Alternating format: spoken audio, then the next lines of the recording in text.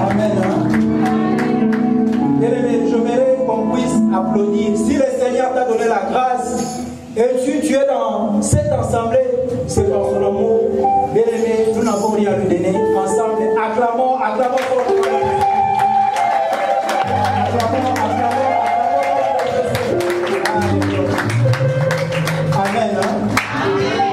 Oui, avant de commencer, ce qui est plus important aussi, la salutation. Je mérite que tu puisses saluer bien un mot. Ça vous donne le sois béni. Bien-aimé, profitez de dire une journée. Et si nous sommes là, c'est par son amour. La Bible déclare qui par ses inquiétudes peut ajouter une coudée à la durée de sa vie. C'est une question, personne. Voilà, à chaque fois, on aura cette occasion devant l'Éternel. N'oubliez jamais de remercier l'Éternel. Voilà un homme puissant comme le roi David. Il a déclaré mon âme. C'est-à-dire, moi, David, n'oublie jamais le bienfait de l'Éternel. Bien-aimé, il ne faut jamais oublier le bienfait de l'Éternel. Amen. Hein? Amen. Voilà, je bénis aussi votre présence. Nous continuons toujours sur notre grand thème qu'on parle pour cette année, la restauration. Et nous savons, dans un mot, la restauration, c'est quoi? C'est la réparation, le rétablissement, c'est mise en état. C'est-à-dire la chose qui existait, maintenant on devrait le réparer. Ce n'est pas la chose qui n'existait pas. Quand on parle de la restauration, il y a une chose qui existait avant et on doit maintenant le réparer, donc le retourner dans son état initial. Oui, sans plus tarder, et nous ouvrons nos Bibles dans le livre de Marc. Marc chapitre 5. Marc chapitre 5. Marc chapitre 5.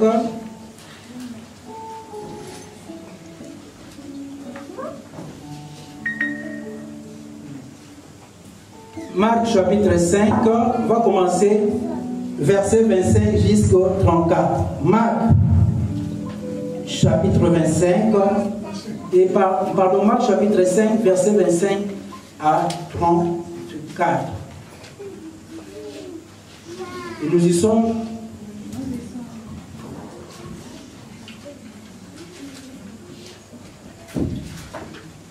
Est-ce qu'on est là? Oui.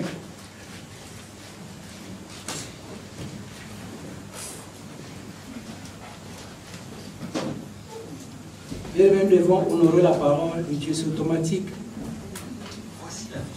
Amen. Hein? Amen. Marc chapitre 5, verset 25 à 34, j'ai dit au nom de Jésus-Christ. Amen. Or, il y avait une femme atteinte d'une perte de sang depuis 12 ans. Elle avait beaucoup souffert entre les mains de plusieurs médecins. Elle avait dépensé tout ce qu'elle possédait. Elle n'avait éprouvé aucun soulagement, mais était allée plutôt en empirant. Et a entendu parler de Jésus, elle vint dans la foule par derrière et toucha son vêtement. Car elle disait, si je puis seulement toucher ses vêtements, je serai guérie. Au même instant, la perte de sang s'arrêta et elle sentit dans son corps qu'elle était guérie de son mal. Jésus connut aussitôt à lui-même qu'une force était sortie de lui et se retourna au milieu de la foule et dit, qui a touché mes vêtements? Ses disciples lui dirent, tu vois la foule qui te presse et tu dis, qui m'a touché? Et il regardait autour de lui pour voir celle qui avait fait cela. La femme, effrayée et tremblante, sachant ce qui s'était passé en elle, vint se jeter à ses pieds et lui dit toute la vérité. Mais Jésus lui dit, ma fille, ta foi t'a sauvée, va en paix et sois guérie de ton mal. La parole du Seigneur. Acclamons la parole du Seigneur, bien-aimé. Bien-aimé, acclamons la parole du Seigneur. Amen. Oui, que et cet après-midi, nous allons partager sur un sous-thème, ne désespère jamais avec un Dieu. Ne désespère jamais avec un Dieu. Notre sous-thème, cet après-midi. Ne désespère jamais avec Dieu. Et je sais que nous tous connaissons ces récits de cette femme qui a été atteinte de cette perte de sang pendant 12 ans. Ce qui aussi m'a intrigué, les récits commencent d'abord dans le verset. Or, il y avait une femme atteinte d'une perte de sang. Il y avait aussi d'autres personnes dans la Bible qui étaient malades. Au moins, on l'a cité leur nom. Nous connaissons aussi Bartimée. Il était aveugle, il était malade. Mais dans le cas de cette dame, la Bible déclare, il y avait une femme atteinte de quoi? D'une perte de sang. On l'a identifié seulement à travers quoi? Son problème. Son problème, c'était quoi? Sa maladie. Elle était atteinte. Et cette perte pendant 12 ans. Personne. Or, selon la médecine, il nous dit la menstruation pour une femme, ça fait 2 à 7 jours. Si on passe le 7e, 8e, 10e jour, ça devient anormal. Mais ici, la Bible déclare qu'elle a passé combien? 12 ans. S'il était aujourd'hui, peut-être on l'a décerné, il y a un trophée de meilleur donneuse de sang. Il allait remporter le trophée. 12 ans, jour pour jour. Ce qui est aussi grave, et dans ce temps-là, il y avait la loi de Moïse qui interdisait à cette femme, parce qu'elle était impie. Écartée. Il y a même la religion qui l'a écartée. Elle n'avait même pas le droit d'aller mettre dans le temple, parce qu'elle était impie. Une femme perte de sang. On ne connaît même pas son nom. Elle a passé des moments horribles, bien-aimés. Des temps atroces pendant 12 ans. Elle ne pouvait rien faire. Mise en quarantaine, en dehors même de la ville, considérée impie. Je me rappelle aussi, il y avait des lépreux en Israël. Ils étaient tous devenus impies, mis en quarantaine. Et à chaque fois qu'ils passaient dans la rue, ils devaient crier pour annoncer qu'il est là. Annoncer au peuple. Voilà, il y a un lépreux qui passe, il y a un lépreux qui passe. Afin que le peuple ne puisse pas rencontrer les lépreux. Quelle galère. Cette dame aussi. Moi, je ne sais pas aujourd'hui, peut-être. Quel est ton nom? Il y a des gens qui t'ont surnommé. Voilà, notre sœur veut les témoigner. On l'appelait pour perroquet. Tchakou. Parce qu'elle n'avait pas d'enfant. Regarde cet homme de Dieu, l'aventurier. Mais il s'appelle Trésor, on l'appelle aventurier. Les gens veulent toujours surnommer. Il a connu des moments difficiles, ruineux même. Elle a tout dépensé.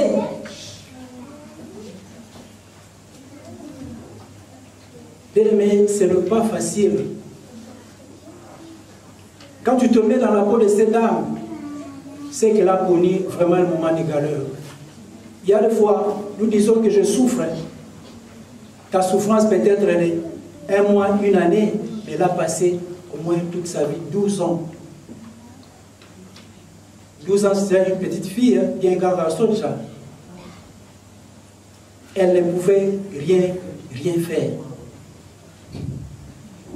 Rien.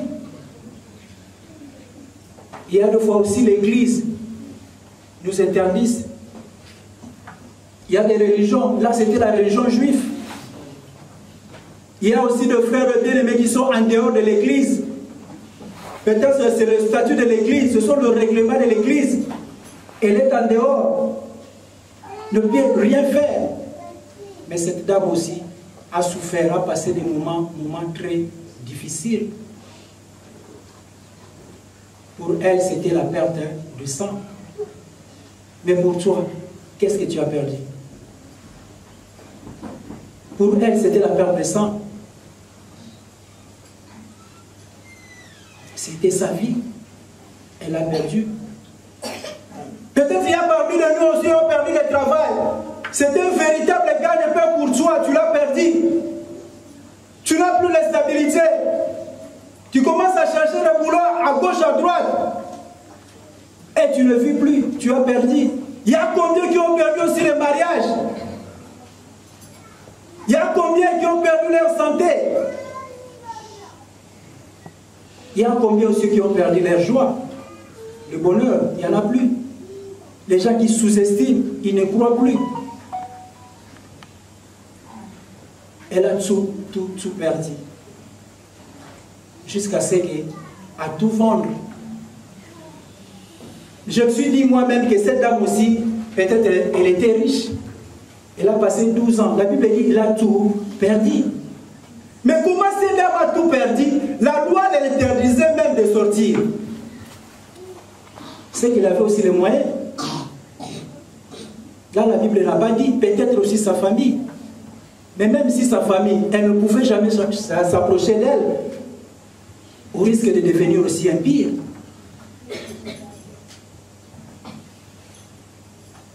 Peut-être toi aussi, c'est pas ces moments difficiles.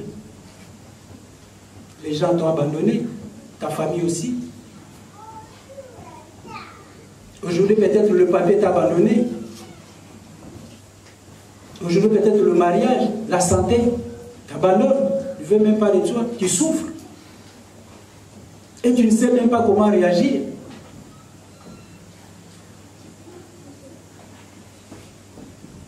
« 12 ans de ruine, elle a tout, elle a tout. » La Bible déclare, elle a passé de médecin à médecin.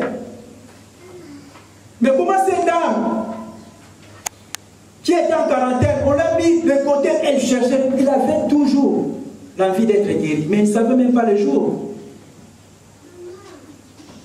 Il ne savait même pas quel jour viendra de sa guérison. Toi qui croises le main et tu dors, la pauvreté, la Bible dit, elle se prendra. Elle avait toujours une solution. Elle cherchait voies et moyens. Bien qu'il était mis en dehors de la ville, elle ne pouvait rien faire. Mais comment elle arrivait à aller de médecin à médecin? C'est-à-dire qu'il y avait sur des gens, peut-être, qui annonçaient les nouvelles. Mais si quelqu'un est malade, et ce malade prend du temps, des années, s'il attend, il y a quelque part un traitement, il va faire le chemin pour aller. Peut-être qu'il y a parmi nous aussi des gens malades, ils ont connu peut-être les soucis. Ils sont allés voir aussi des médecins, ils sont allés voir des marabouts, ils sont allés consulter pour savoir l'origine de la maladie. On ne sait jamais, je crois aussi cette dame aussi est allée consulter, elle a tout perdu. Mais moi je dis souvent, quand Dieu veut bénir quelqu'un, il met tout autour de lui déjà. Il met de personnes tout autour de lui. Ces personnes-là qui feront en sorte que cet homme-là soit élevé. Mais ne néglige jamais les gens qui sont à tes côtés. Si aussi cette dame, elle est allée chercher de médecin, bien qu'on a interdisé de sortir, et je pense qu'il y a des gens qui l'ont aidé. Et toi, ton entourage, est-ce que tu souhaites ton entourage, tu as de bonnes relations, ça fait mal. Il y a des frères qui demeurent dans la même église, il y a des sœurs dans la même église qui ne se parlent même pas. Ils s'entretuent entre eux, mais nous sommes à l'église. Mais cette dame a fait des tours. Le médecin, elle est allée chercher. Son souci, c'était quoi? D'être guéri. La Bible déclare pendant 12 ans. Mais nous devons savoir que chaque chose a son temps. Si cette dame a passé 12 ans, mais je ne sais pas ta souffrance. Depuis quand peut-être tu souffres? Depuis quand tu es malade? Depuis quand tu n'as pas de papier? Depuis quand tu as connu peut-être le divorce. Depuis quand il n'y a plus la joie dans ta vie. Depuis quand tu n'as plus de travail. Elle n'a pas croisé les bras. Elle essayait toujours à chercher la solution. Il y a quelquefois aussi la souffrance nous pousse aussi à grandir. Moi je dis souvent que la souffrance c'est un visiteur. Il vient pour un moment, il va partir. Si tu reçois un visiteur chez toi-même, il vient pour un jour, 2 jours, 1 mois, 1 année, 3 ans, il finira toujours par partir. C'est ça la souffrance. Cette dame a connu, c'était 12 ans. La Bible dit la 12e année, elle a été visitée. Quel est l'état aussi de ta souffrance? Essaie de se placer dans la vie de cette dame. Combien d'années tu passes dans ces moments difficiles, dans la souffrance? Combien d'années? Elle, au moins, c'était 12 ans. La souffrance, elle a souffert. Elle ne savait même pas quoi faire. Mais elle cherchait toujours. Elle pensait peut-être le médecin pouvait le porter à la guérison et souhaitait. Elle a tenté, elle a essayé. Une femme minimisée, même marginalisée. Elle avait même honte de se présenter devant les gens. Et à chaque fois le passé, les gens le voyaient, voilà. Cette femme qui coule le sang. Peut-être toi aussi quand tu passes à tes difficultés, tu as déjà surnommé. Tu as fait peut-être quelque chose. Moi je me rappelle aussi, il y avait un papa d'un ami. On l'a surnommé Flamand. Pourquoi Flamand? Parce que c'était difficile de donner même dans ce temps-là un Zaïre. Pratiquement impossible. Tellement il a vécu ce temps-là de Flamand, on l'a surnommé Flamand. Mais lui, il ne savait même pas. S'il passait, attention Flamand. Mais je ne sais même pas quand toi tu passes. Quel est ton nom? Regarde les sans-papiers. Est-ce que ce nom c'est sans-papiers?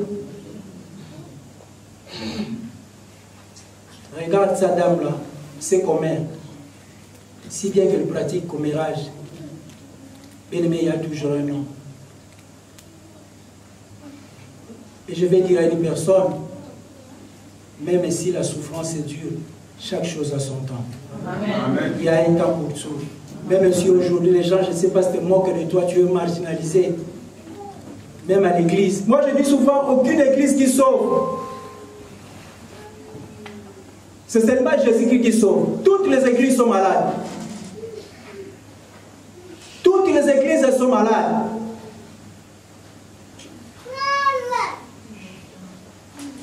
Toutes les églises. Et la Bible déclare dans le verset. Oh, il y avait dans le verset 27, et a entendu parler. Elle a dépensé tout ce qu'elle possédait, elle n'avait éprouvé aucun soulagement, mais était plutôt en empirant. Et a entendu parler de Jésus. Mais comment cet homme, cette dame, qui était enfermée quelque part, elle a entendu parler de Jésus? C'est ce que j'avais dit, la relation bien-aimée. Elle a entendu parler de qui? De Jésus. Elle n'a jamais vu Jésus. Elle a entendu parler de Jésus. Et ce jour-là, c'est un miracle pour elle. Elle a tout de pensée. Elle n'avait plus rien. Peut-être s'il continuait encore quelques années, elle allait mourir.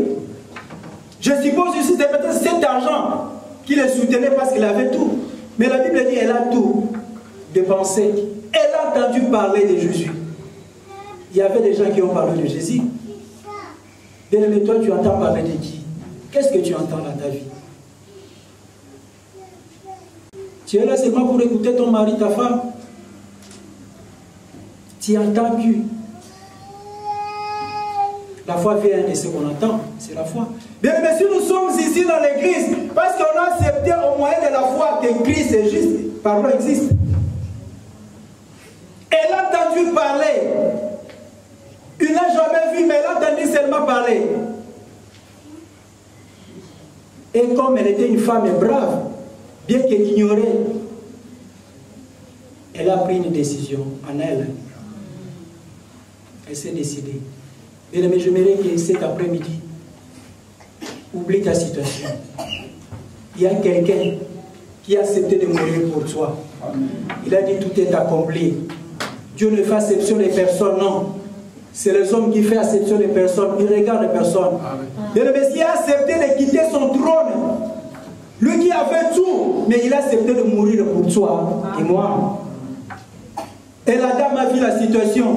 Il a essayé. Peut-être toi aussi tu as essayé. Vu peut-être ton cursus universitaire. Vu ta sagesse, ton intelligence.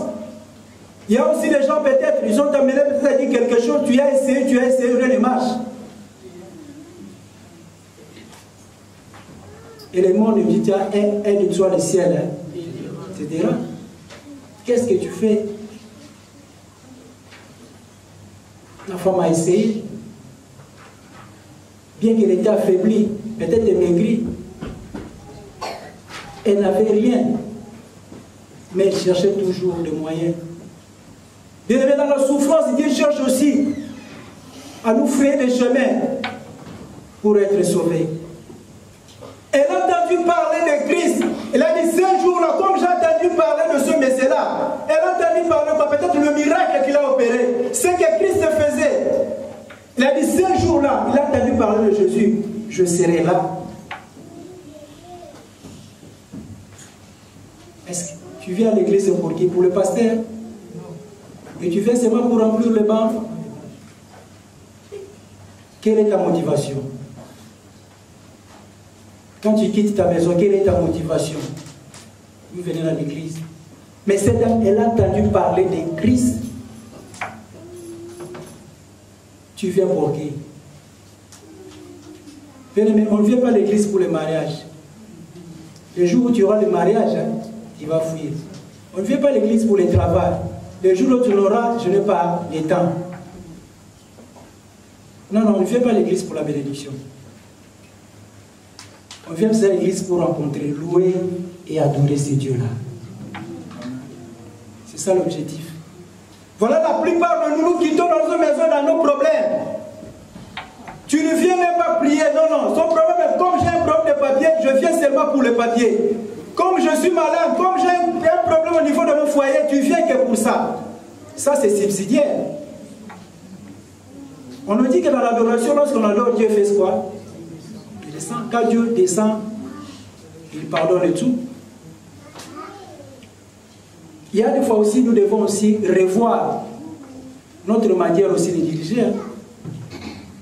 On adore Dieu, on loue Dieu et on demande aussi pardon. En réalité, lorsqu'on adore Dieu, on n'a plus besoin de demander ça parce qu'il est là. On doit commencer seulement à le louer.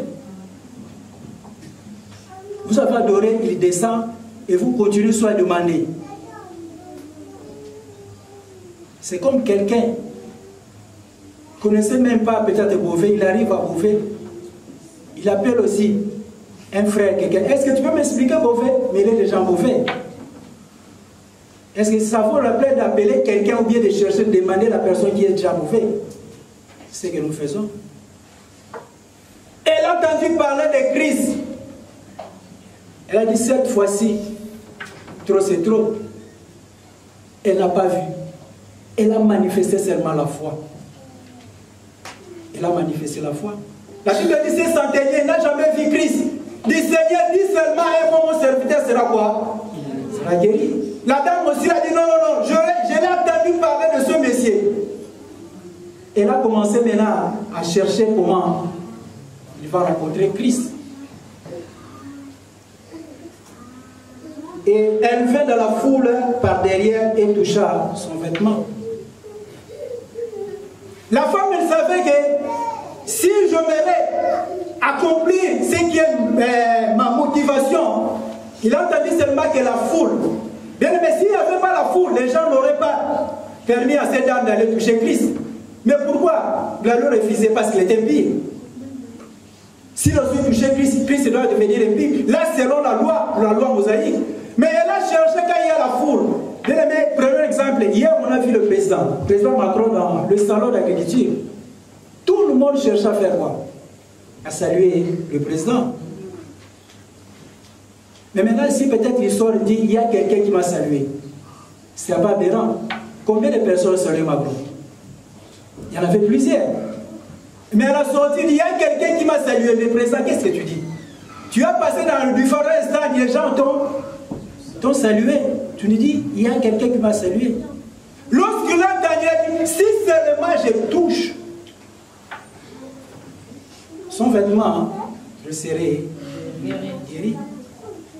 La foi, c'est une ferme assurance des choses que l'on espère, une démonstration de celles qu'on ne voit pas. C'est ça la foi qu'elle a manifestée. Si seulement, dans son état, elle a cru seulement, si je touche seulement le vêtement de Jésus, je serai guéri. Il y avait déjà la guérison instantanée dans sa vie.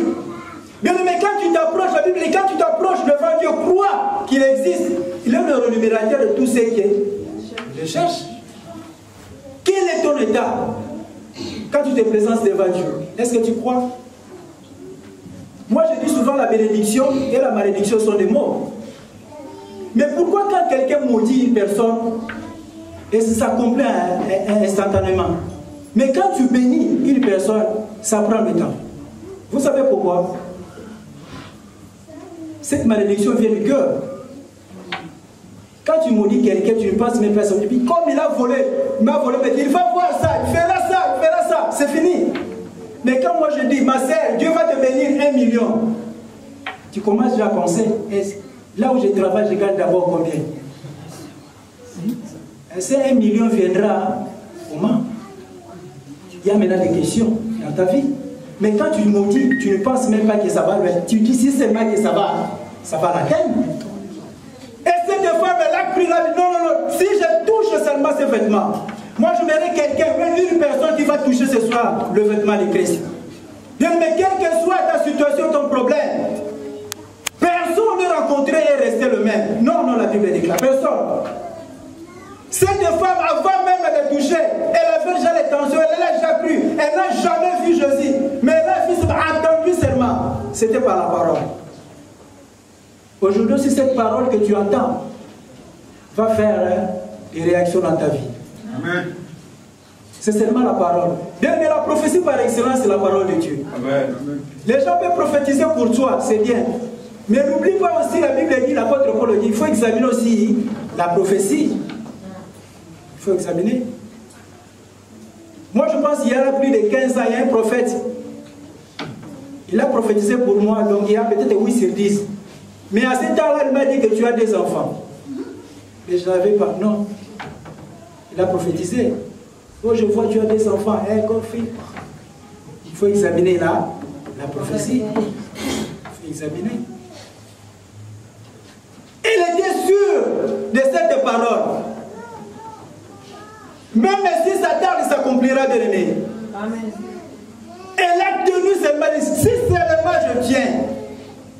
Toi, tu places ta confiance à qui? À ton mari. Le jour où vous allez se séparer, ah si, je connaissais. Tu places, je ne sais pas, ta confiance à un travail.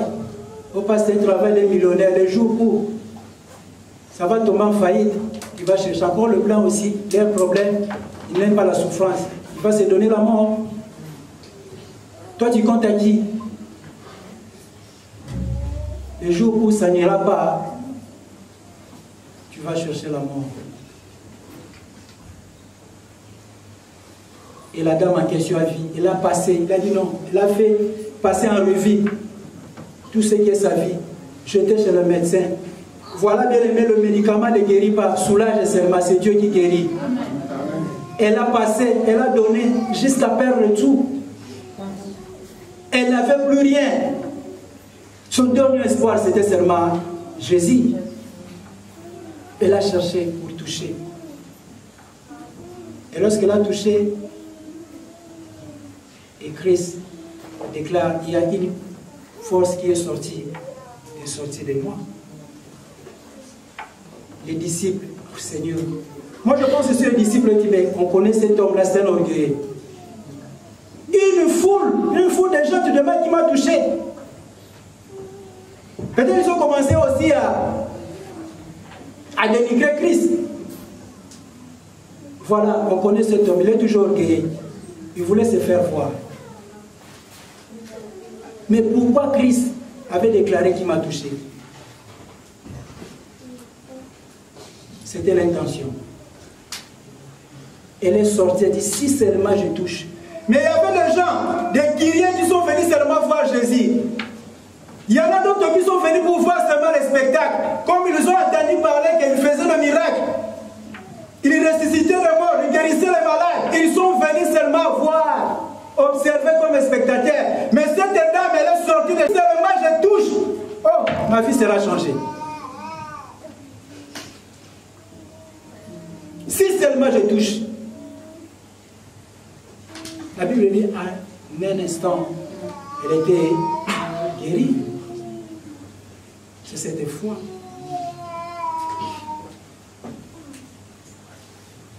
Est-ce que ta foi est affermie?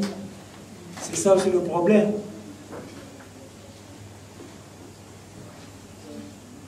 Moi je dis la foi, c'est lorsque Dieu n'agit pas. Est-ce que c'est vrai? La foi lorsque Dieu n'agit pas pour moi. Si Dieu n'agit pas, il faut laisser.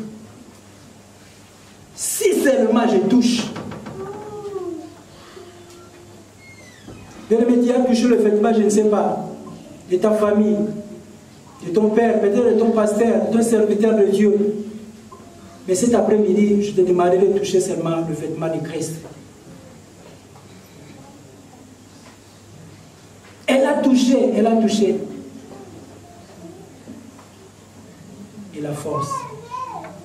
Tous ces gens qui étaient tout autour de Jésus, il n'y avait qu'une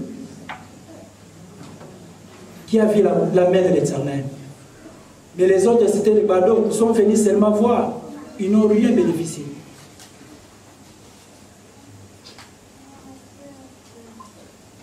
Nous devons être déterminés. Chercher.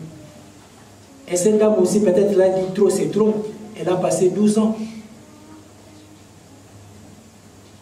Si tu ne vas pas t'élever, personne ne fera ta place.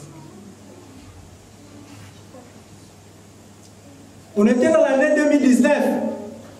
Au revoir 2019, 2020. Mais depuis que cette année a commencé, est-ce que ta vie a changé? Tu as toujours des soucis, rien ne marche. Mais qu'est-ce que tu fais? Il y a la part aussi de Dieu, la part de l'homme. Hein? Mon père agit, moi aussi je dois agir.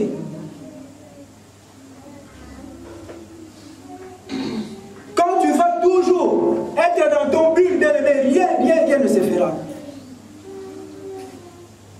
Moi je suis contre les hommes de Dieu qui prient. De voilà dans ta poche, là, va prier, tu auras l'argent. Non, c'est faux. Dans le sac, il y a l'argent, non? C'est de se cacher derrière le verset, là où Christ avait envoyé Pierre d'aller prendre pour l'argent le poisson. Mais pour aller pêcher, il faut avoir quoi? Il faut avoir aussi le filet, la maçon. Il faut mettre quelque chose. Ça, ce n'est pas le travail. Ils ne sont pas allés directement, ils ont pris le poisson. Ils devaient pêcher pour prendre. Lève-toi, lève-toi.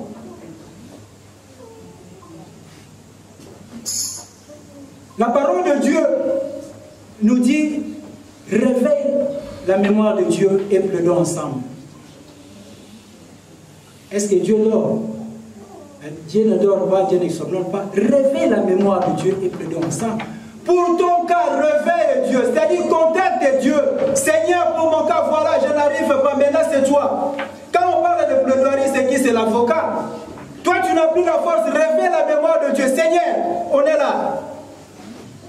Quand on est devant l'assise, c'est l'avocat qui prend la défense de son client. Ta situation. Depuis que tu as commencé à pleurer, rien ne change dans ta vie. Tu as cherché les gens aussi, rien. même sa famille. Rien. Elle n'a même pas trouvé. Elle n'a pas trouvé. En Psaume 27, la Bible déclare, ton père et ta mère, il faut t'abandonner. Moi, l'Éternel, je vais recueillir. Bien aimé, même sa famille ne pouvait même pas s'approcher. S'il avait des enfants, s'il avait personne ne pouvait. Mais lorsque Christ a demandé qui m'a touché, et la femme était effrayée, elle a eu peur. La Bible dit, il a dit la vérité. Mais qu'est-ce que la vérité, la femme a dit? Elle a commencé à réciter sa vie. Voilà, 12 ans malade. Je passais chez le médecin. Je fais ça. Rien ne se fait. Mais le jour où je me suis dit, si je puis seulement toucher, je serai guéri. Et voilà, quand j'ai touché, en un instant, je suis guéri. Bien aimé, tu prends le temps de raconter ta vie à Christ. Pour ta situation, pour ta famille. Dieu a besoin seulement d'une personne. Dieu n'a pas besoin de une personne. Je cherche chemin une personne qui s'élèvera. Dieu n'a besoin d'une personne. Tu dois être parmi la personne que Dieu cherche maintenant cet après-midi. Pour ta vie, pour ta situation, bien-aimée. Tu as perdu quelque chose et ça a passé des années, rien ne se passe. Mais il y a une ici que la parole nous montre, c'est seulement Christ. Elle a touché.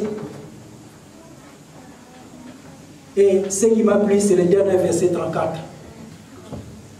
Bien aimé, dans les 34, la Bible déclare, mais Jésus lui dit, ma fille.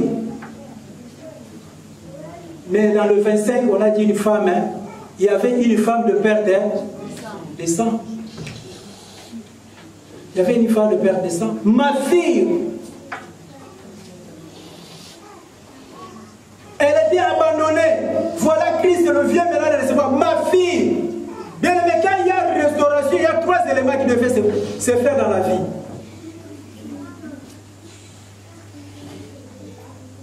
La Bible dit chercher premièrement le royaume et la justice. Et la suite, c'est quoi? Ça va venir par dessus. Et voilà la réponse de Christ. Ma fille, ta foi t'a sauvée. La première des choses que la dame a reçues, c'était d'abord le salut. Quand on parle de salut, c'est quoi? C'est sauver. C'est d'abord le royaume. On a besoin de royaume. Bien aimé, tout passera. Même toi, tu cherches, je ne sais pas le papier, tu as besoin de mariage, sache que ça va passer. Mais Christ, c'est pour la dame. Il a commencé que ta foi d'abord t'a sauvé. Ce qui est plus important, c'est chercher d'abord le royaume. Ta foi t'a sauvé. Et là, continuer, va en paix, chercher le royaume et la justice. Là où il y a la paix du Seigneur, il y a la justice de Dieu. Va en paix. Et ensuite, il va continuer de dire, et sois guéri de ton mal. Cherchez premièrement le royaume et la justice de Dieu. Et les autres, il va te donner c'est quoi? Et la dame avait besoin de quoi? De la guérison. Et toi aussi, quand tu vas recevoir le salut et la paix du Seigneur, ensuite tu vas recevoir quoi? C'est à toi. Si tu as besoin de papiers, Dieu va te donner les papiers. Si tu as besoin de travail, Dieu va te donner. Mais ce qui est plus important, c'est d'abord le royaume. Ta foi t'a sauvé. Ta foi. Cette dame a reçu d'abord le salut. Ce qui est plus important dans nos vies. D'abord sur le salut, il y a eu la paix et puis il y a eu la guérison. La restauration de Dieu consiste d'abord à le salut, ce qui est plus important. Christ vient nous restaurer, c'est-à-dire nous ramener dans son plan initial. Créer l'homme à notre image, à notre ressemblance. On a perdu cette image. Il veut nous restaurer. Que cette justice retourne à nous. Et après, Mais ce qui est malheureux maintenant, nous cherchons d'abord ce qui est par-dessus et après on va chercher le salut et on va chercher la justice. Nous voulons que Dieu puisse accomplir nos besoins. Oui, j'ai besoin de papier, oui, après je vais te servir. Non, il n'y a rien pour rien. Si dans le monde il n'y a rien pour rien, et notre Dieu aussi est un Dieu d'intérêt, s'il ne trouve pas son intérêt dans ta vie, il n'agira pas. Comme cette dame s'est approchée, elle est allée toucher la grâce, elle est allée toucher Christ.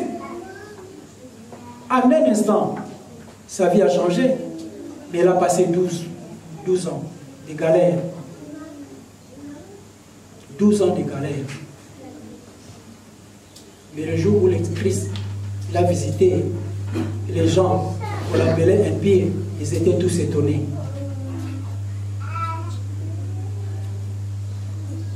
Bien-aimé, je ne sais même pas qu'est-ce que tu as perdu. Je ne sais même pas l'année de ta souffrance. Et je ne sais même pas à qui tu places ta confiance. Quelle est ta situation? Quel est ton problème? Est-ce que cet après-midi, il y a quelqu'un qui croit que Christ peut restaurer sa vie? Amen. Est-ce que tu es prêt d'être restauré? Es-tu prêt à être restauré? Ces situations. Il y a des gens qui ont souffert, bien-aimés. Tellement ils avaient cette consistance. Ils avaient donné seulement leur vie à Christ. Et leur vie a complètement changé. Voilà, bien-aimés, on va se lever. J'aimerais que chacun de nous puisse voir là où il a perdu. Ta situation, je sais peut-être que ta situation a perduré. Ta situation a pris aussi du temps. Et tu as cherché des solutions, tu n'as même pas trouvé. Mais on vient de montrer cette dame. Il y avait une perte de sang pendant 12 ans. Mais le jour où il toucha seulement le vêtement de Christ, elle fut directement restaurée. Qu'est-ce que tu veux que le Seigneur puisse restaurer ce soir dans ta vie? Quel est ton problème? Pour ta santé, pour le papier, pour le travail, pour ton couple, pour ta famille, pour tes enfants, pour ton mari? Qu'est-ce que tu as perdu? Voilà, après les chansons, on va prier. Je demande... Bien aimé, commence déjà à passer en revue ce que tu as perdu. Je reconnais